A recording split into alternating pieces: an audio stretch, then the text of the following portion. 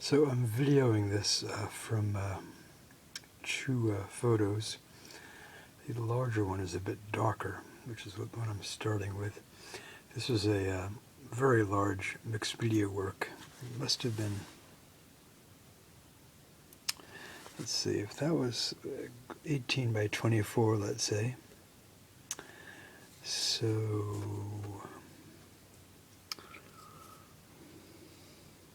might have been 60 inches long, or about 5 feet across. There were at least 3 separate drawings. This one here portrayed a Scottish artist, I admit, who I had a falling out with afterwards. A portrait of someone who I don't remember, a woman. There's a portrait of me up there. Getting a little bit of reflection here. I can see my shadow of my fingers. That's me with my hand like kind of, I guess like that, against my chin. I'm going to point out a few things so that I can find something to point with. Hang on, folks. So there's a wood carving of a bird I bought at a charity thrift, probably from Africa or South America. There, another bird carving there, and a third long one here, like a toucan, and a wooden ship, the Heidelberg, which I also bought at a charity thrift. Drawings over here. This drawing over here was of His Majesty's Theatre, Aberdeen, and some adjacent building in town, Aberdeen, or downtown, as the Americans would say. A small etching plate.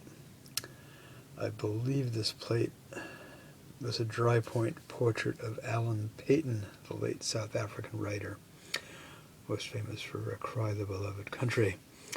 And I believe there is only one extant proof, and I don't even have a photo of it, owned by a former Seattleite named Michael Reed, PhD, who lives near Kalamazoo, Michigan now. What else? I can't make out what all the drawing is that's underneath all the cord and twine that was intersected here. That was a baked roll from the High Spot Cafe in Seattle, which I took with my carry-on luggage. My girlfriend at the time drove me up to Vancouver, where I caught a flight to London, and then I took a train from somewhere in London all night long to Aberdeen. The roll was petrified when I got there.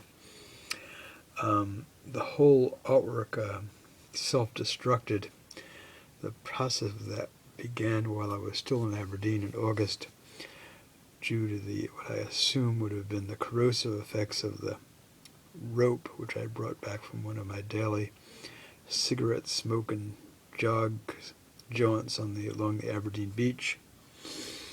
The rope probably would have had salt water, perhaps oil also, a lot of tankers and so on in the area, from fishermen, from the North Sea oil platforms and service tankers and so on. I have no idea what all this imagery is over here to the left of the artist. There's a plastic bag from like the Bank of Scotland or something, where some pencils and so on are inserted there.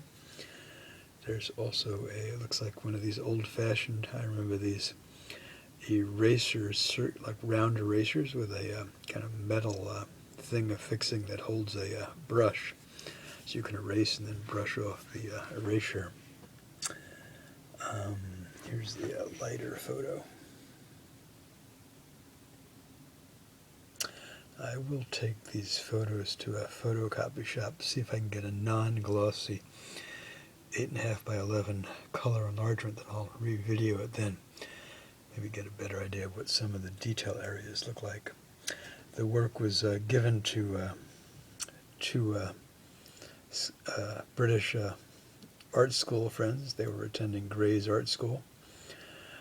Matt Farrenholtz now lives in Warsaw. Deb Schultz of London, and she's still in London. It took years, but finally one of them confessed to me that they threw the whole thing into a dumpster a few years, or sometime after I had left Aberdeen. So it's now in art heaven, presumably at sea somewhere. Scottish Bluebell. This here was I picked up probably out of a dumpster. It looks like it says, well, I can't quite make it all out. SHING, I see their company limited. No unauthorized use. Right on.